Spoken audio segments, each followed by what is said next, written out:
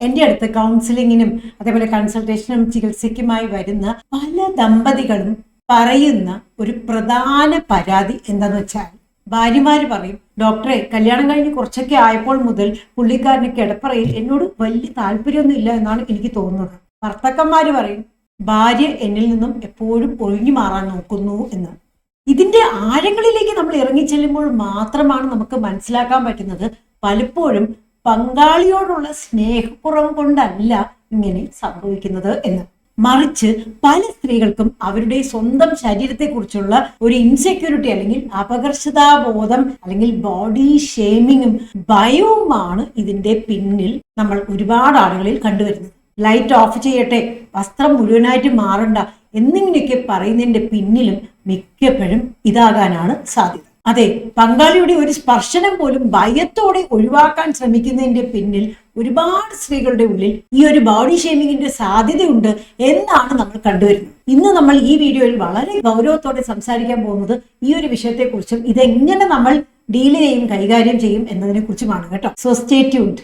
എല്ലാവർക്കും നമസ്കാരം. ഞാൻ ഡോക്ടർ സീത. എല്ലായ്പ്പോഴും ഒന്നും സ്വന്തം ബോഡിയെ കുറിച്ചുള്ള ഈ ഒരു അപകർഷതാബോധം സ്ത്രീകൾ സ്വയം ഉണ്ടാക്കുന്നതല്ല കേട്ടോ. ചിലപ്പോഴൊക്കെ പങ്കാളി വളരെ നിസ്സാരമായി തമാശ രൂപേണ പറയുന്ന ചില വാക്കുകളോ കമന്റുകളോ ആയിരിക്കാം ഇതിന് തുടക്കമിടുന്നത്. ചിലപ്പോൾ കിടപ്പറയിൽ വെച്ച്, നിന്റെ മാരണങ്ങൾക്ക് തീരെ വലിപ്പമില്ലല്ലോ, വയറൊക്കെ ചാടി ആകെ തടി കൂടിപ്പോയല്ലോ, ഈ ചന്തമെല്ലാം പോയി എന്നിങ്ങനെ അധികമൊന്നും ആലോചിക്കാതെ പങ്കാളി പറയുന്ന കമന്റ് ഉണ്ടല്ലോ, ഒരു സ്ത്രീയുടെ മനസ്സിനെ എത്ര ആഴത്തിലാണ് ബാധിക്കുന്നത് എന്ന് അറിയാമോ? ആ ഒരു ചെറിയ വാക്ക് അവളുടെ ഉള്ളിൽ വളരെയധികം നാണക്കേടും അപകർഷതാബോധവും ഉണ്ടാക്കും. പിന്നീട് പങ്കാളി സ്നേഹത്തോടെ ശാരീരിക ബന്ധത്തിനെ സമീപിക്കുമ്പോൾ പോലും സന്തോഷത്തെക്കാൾ ഏറെ ഭയമായിരിക്കും അവരുടെ മുന്നിൽ. അയ്യോ, ഇദ്ദേഹം നമ്മളെ ജഡ്ജ് ചെയ്യുകയാണോ, ഇഷ്ടമില്ലാതെ അഡ്ജസ്റ്റ് ചെയ്യുകയാണോ ചെയ്യുന്നത്, എന്നോട് തീരെ താല്പര്യമില്ലേ? ഈ തോന്നലുകളെല്ലാം കാരണം ഡിസ്കണക്ഷൻ വരാനുള്ള സാധ്യതയും പതുക്കെ പതുക്കെ ഈ ഒരു ലൈംഗിക ബന്ധത്തിനോട് താല്പര്യം പോലും കുറഞ്ഞു വരാനുള്ള സാധ്യതയും തീർച്ചയായിട്ടും നമ്മൾ മുന്നിൽ കാണേണ്ടതുണ്ട്. ഞാനിപ്പോൾ പറയുമ്പോൾ നിങ്ങൾക്ക് പലർക്കും അത് റിലേറ്റ് ചെയ്യാൻ പറ്റും എന്നും എനിക്കറിയാം. ഇത് കാരണം സൈക്കോളജിക്കലായിട്ടുള്ള ആ ഒരു ഇമ്പാക്ട് മാത്രമല്ല ഉണ്ടാവുന്നത്, ശാരീരികമായിട്ടുള്ള അതായത് ഫിസിക്കലായിട്ടുള്ള ഒരു ഇമ്പാക്റ്റും ഉണ്ടാകാനുള്ള സാധ്യതയുണ്ട്.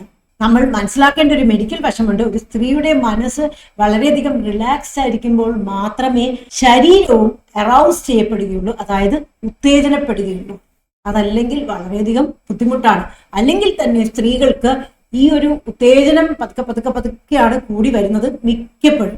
സ്വകാര്യ നിമിഷങ്ങളിൽ മുഴുവൻ തന്നെ കാണാൻ ഭംഗിയില്ലേ, ഇയാൾക്ക് തന്നോട് സ്നേഹമില്ലേ, ഇയാൾ തന്നെ കുറിച്ച് എന്ത് വിചാരിക്കും, ഇയാൾ തന്നെ വേറെ വല്ലവരെയും വെച്ച് താരതമ്യപ്പെടുത്തുകയാണോ മനസ്സിൽ എന്നിങ്ങനെയൊക്കെയുള്ള ചിന്തകൾ ഉണ്ടാകുമ്പോൾ ശരീരവും മരവിച്ചു പോകും, മനസ്സ് മാത്രമല്ല. ഇത് പതിയെ ബെഡ്റൂമിൽ അകൽച്ചയ്ക്ക് കാരണമാകും. അങ്ങനെ വരുമ്പോൾ ഭർത്താവ് വിചാരിക്കും ഭാര്യയ്ക്ക് തന്നോട് താല്പര്യം ഇല്ല എന്ന്, ഭാര്യ വിചാരിക്കും ഭർത്താവ് തന്നിൽ നിന്നും അകന്നു പോകുന്നോ അല്ലെങ്കിൽ പോകുമോ എന്ന്. അങ്ങനെ പതുക്കെ പതുക്കെ രണ്ടുപേരും രണ്ട് ധ്രുവങ്ങളിലേക്കായി പോകും. മിക്കപ്പോഴും പങ്കാളി നിങ്ങളെ റിജക്ട് ചെയ്യല്ല ചെയ്യുന്നത് എന്ന് ഓർക്കണം.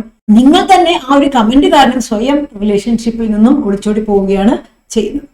എനിക്ക് നിങ്ങളോട് എല്ലാവരോടും പറയാനുള്ളത്, സിനിമകളിലും സോഷ്യൽ മീഡിയയിലും എല്ലാം കാണുന്നത് പോലെ പെർഫെക്റ്റ് ആയിട്ടുള്ള ബോഡി സൈസ് അല്ലെങ്കിൽ പെർഫെക്റ്റ് ആയിട്ടുള്ള ബോഡി ഷേപ്പ് എന്നുള്ളത് മിക്ക ആളുകൾക്കും സാധിക്കാത്തൊരു കാര്യമാണ്. അത് മിക്കപ്പോഴും ആർട്ടിഫിഷ്യലുമാണ്. എസ്പെഷ്യലി സ്ഥലങ്ങളുടെ അതായത് മാർഗങ്ങളുടെ എല്ലാം വലിപ്പമെല്ലാം പല മോഡൽസിനുമെല്ലാം ബ്രസ്റ്റ് ഇംപ്ലാന്റും ഒക്കെ ചെയ്തിട്ടാണ് ലഭിക്കുന്നത് കേട്ടോ. ഇനി അതൊന്നും അല്ലെങ്കിൽ പോലും ഓരോ സ്ത്രീയുടെ ആ ഒരു ശരീരഘടന ജെനറ്റിക്സിന്റെ സ്വാധീനത്തിലും ഹോർമോണൽ വ്യതിയാനങ്ങൾ കൊണ്ടും തികച്ചും വ്യത്യസ്തമായിരിക്കും. മാരടങ്ങൾ ചെറുതായിരിക്കുക ഒരു കുറവോ അല്ലെങ്കിൽ ഒരു രോഗമോ ഒന്നുമല്ല. അത് നിങ്ങളുടെ ശരീരത്തിന്റെ സ്വാഭാവികമായിട്ടുള്ള ഒരു ഘടന മാത്രമാണ്. നിങ്ങളുടെ ശരീരത്തിലുള്ള കറുത്ത പാടുകളോ ചുളിവുകളോ ബെല്ലി ഫാറ്റോ അല്ലെങ്കിൽ സ്ട്രെച്ച് മാർക്സോ ഒന്നും തന്നെ കുറവുകളല്ല. അതൊക്കെ നിങ്ങളുടെ ജീവിതത്തിന്റെ നിങ്ങൾ കടന്നു പോകുന്ന വഴികളുടെ അടയാളങ്ങളാണ്. ശരിയാണ്, നമുക്ക് തടി ഒരുപാട് കൂടുതൽ ഉണ്ടെങ്കിൽ, ബെല്ലി ഫാറ്റൊക്കെ ഒരുപാട് കൂടുതൽ ഉണ്ടെങ്കിൽ നമ്മൾ അതൊക്കെ കുറയ്ക്കാൻ വേണ്ട കാര്യങ്ങൾ ചെയ്യേണ്ടതാണ്. എന്നാൽ അത് കാരണം നമ്മൾ ഈ ഒരു കിടപ്പറ ആ ഒരു ബന്ധത്തിൽ നിന്നും ഒഴിഞ്ഞു മാറേണ്ട ഒരു ആവശ്യമില്ല. അങ്ങനെ ഒഴിഞ്ഞു മാറി പെർഫെക്റ്റായി നമ്മളുടെ ആ ഒരു ബോഡി ഷേപ്പും പെർഫെക്റ്റ് ആയിട്ടുള്ള വെയിറ്റും പെർഫെക്റ്റ് ആയിട്ടുള്ള മുഖ സൗന്ദര്യവും ഒക്കെ വന്നതിന് ശേഷം മാത്രമേ നമ്മൾ അതിലേക്കെല്ലാം ഇനി തിരിച്ച് കയറുകയുള്ളൂ എന്ന് നമ്മൾ വിചാരിക്കുന്നിടത്താണ് നമുക്ക് ഏറ്റവും പ്രശ്നം പറ്റുന്നത്, ഏറ്റവും വലിയ തെറ്റ് പറ്റുന്നത്. നിങ്ങളുടെ ശരീരം എന്നത് പങ്കാളിക്ക് ആസ്വദിക്കാനുള്ള ഒരു വസ്തുവല്ല കേട്ടോ, നിങ്ങളുടെ ജീവന്റെ തന്നെ നിലനിൽപ്പാണത്. ശരീരമില്ലെങ്കിൽ നമ്മളുണ്ടോ? ഇനി എപ്പോഴും പങ്കാളിയുടെ കമന്റ്സ് മാത്രമല്ല നമുക്കൊരു ബോഡി ഷെയിം ഉണ്ടാക്കുന്നത്. പലപ്പോഴുമായിട്ട് റിലേറ്റീവ്സോ ഫ്രണ്ട്സോ അയൽപ്പക്കക്കാരോ ഒക്കെ പറയുന്ന ഓരോ കമന്റുകളും താരതമ്യപ്പെടുത്തലുകളും സോഷ്യൽ മീഡിയയിൽ നമ്മൾ കാണുന്ന പെർഫെക്റ്റ് ആയിട്ടുള്ള ആ ഒരു ബോഡി ഷേപ്പും സൈസും ഇതെല്ലാം നമ്മുടെ ഉള്ളിൽ നമ്മെക്കുറിച്ച് തന്നെ വളരെയധികം അപകർഷതാബോധം ഉണ്ടാക്കുന്ന തരത്തിലാണ് എന്നുള്ളതാണ് ദുഃഖകരമായിട്ടുള്ള സത്യം. ഞാനിപ്പോൾ ഇത് എന്തൊക്കെ പറഞ്ഞാലും നിങ്ങൾക്ക് ഓരോരുത്തർക്കും മനസ്സിൽ തോന്നുന്ന ആ ഒരു അപകർഷതാബോധവും ആ ഒരു ബോഡി ഷേമിങ്ങും എല്ലാം യഥാർത്ഥമായിട്ട് നിങ്ങൾ അനുഭവിക്കുന്നത് തന്നെയാണ്. അപ്പോൾ അതിനെ നമ്മൾ ഇങ്ങനെ കൈകാര്യം ചെയ്യും. അതും കൂടി കേട്ടിട്ട് പോകും കേട്ടോ. പ്രധാനമായും ശ്രദ്ധിക്കേണ്ട കാര്യങ്ങൾ ഇതൊക്കെയാണ്. ഒന്നാമതായി, തുറന്ന ആശയവിനിമയം, അതായത് ഓപ്പൺ കമ്മ്യൂണിക്കേഷൻ നടത്തുക.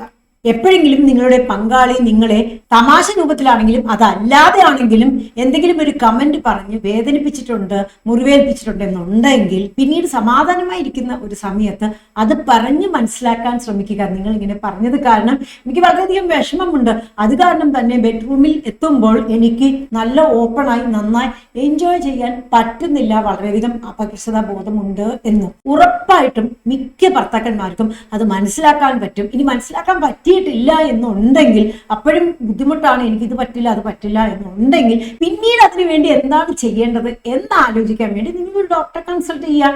എന്തെങ്കിലും ചെയ്യാൻ പറ്റുന്നതാണെങ്കിൽ ചെയ്യുക, അതല്ല എന്നുണ്ടെങ്കിൽ ഭർത്താവിനെയും ഡോക്ടർ പറഞ്ഞ് മനസ്സിലാക്കി കൊടുക്കാൻ പറ്റിക്കഴിഞ്ഞാൽ അതല്ലേ നല്ലത്. അതല്ലാതെ നമ്മൾ സൈലന്റ് ആയിട്ട്, അതായത് നിശബ്ദമായി സഹിച്ചുകൊണ്ട്, അതല്ലാതെ ഭർത്താവിന് തന്നോട് തീർത്തും ഇഷ്ടമില്ലാതാകുമോ, വേറെ വല്ലവരുടെയും കൂടെ പോകുമോ എന്നൊക്കെ ആലോചിച്ച് ആകെ ടെൻഷൻ അടിക്കേണ്ട വല്ല ആവശ്യമുണ്ടോ? അങ്ങനെ ചെയ്തിട്ട് വല്ല പ്രയോജനവുമുണ്ടോ? രണ്ടാമതായി നമ്മൾ ചെയ്യേണ്ടത് നമ്മെ സ്വയം സ്നേഹിക്കുക എന്നതാണ്.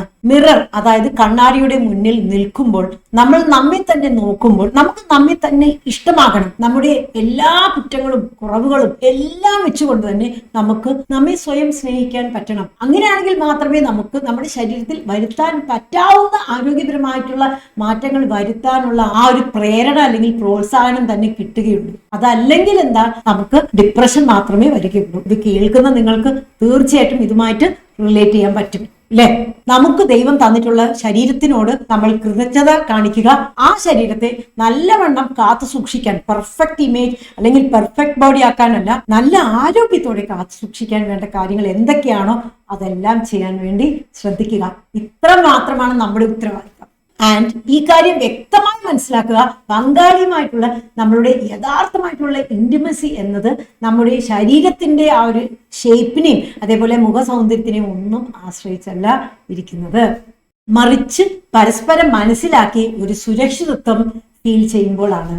സ്വയം സ്നേഹിച്ചാൽ മാത്രമേ മറ്റുള്ളവരെ സ്നേഹിക്കാൻ പറ്റുകയുള്ളൂ. മറ്റുള്ളവരുടെ സ്നേഹം നല്ല രീതിയിൽ നമുക്ക് റിസീവ് ചെയ്യാൻ അല്ലെങ്കിൽ സ്വീകരിക്കാനും പറ്റുകയുള്ളൂ. ഇത് ഞാൻ എൻ്റെ എല്ലാ പേഷ്യൻസിനോടും പറയുന്ന ഒരു കാര്യമാണ്.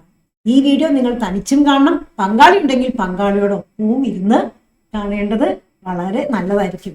അപ്പോൾ ഈ വീഡിയോയിൽ നിന്നും കിട്ടിയ അറിവുകൾ മറ്റുള്ളവരുമായി പങ്കുവെക്കാനായി ഈ വീഡിയോ ലിങ്ക് എല്ലാവർക്കും ഷെയർ ചെയ്ത് കൊടുക്കുക.